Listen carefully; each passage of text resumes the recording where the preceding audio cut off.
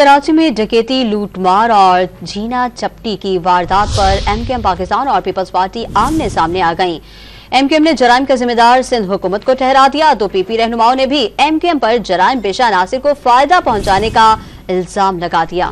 کراچی میں بد امنی کی بدترین لہر پر ایم کیو ایم پاکستان سراپا احتجاج، متحدہ رہنماؤں نے سندھ حکومت کو آڑے ہاتھوں لے لیا۔ فیصل سبزواری نے پولیس کی سرپرستی کے بغیر جرائم کی واردات کو ناممکن قرار دے دیا۔ جو ایرانی ڈیزل سے لے کر افغان ٹرانزٹ ٹریڈ کے ٹائر سے لے کر چائے کی اسمگلنگ تک ہر چیز میں اپنا حصہ لیتے ہوں، یہ ممکن ہے کہ وہ اس اربوں روپے کے موبائل فون کی مارکیٹ میں حصہ نہیں لیتے ہوں گے؟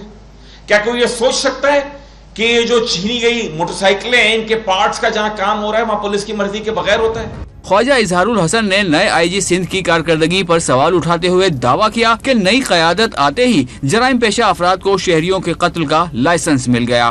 کراچی سے کشمور تک لائسنس ٹو کل مل گیا ہے۔ نئے آئی جی کی اپوائنٹمنٹ، نئے وزیر داخلہ اور وزیر اعلیٰ سندھ کے دوبارہ تیسری بار تعینات ہونے کے بعد۔ ادھر سینئر وزیر شرجیل میمن نے ایم کیو ایم پر پولیس کا مورال ڈاؤن کرنے کا الزام دھرتے ہوئے واضح کیا کہ فورسز کو متنازع بنانے سے قیام امن کی کوششیں متاثر ہوں گی۔ وزیر داخلہ سندھ ضیاء الحسن لنجار نے ایم کیو ایم پر جرائم پیشہ عناصر کو فائدہ پہنچانے کا الزام لگاتے ہوئے سوال اٹھایا کہ ایم کیو ایم حکومت میں ہو تو سب اچھا، باہر ہو تو سب برا ہی برا کیوں نظر آتا ہے؟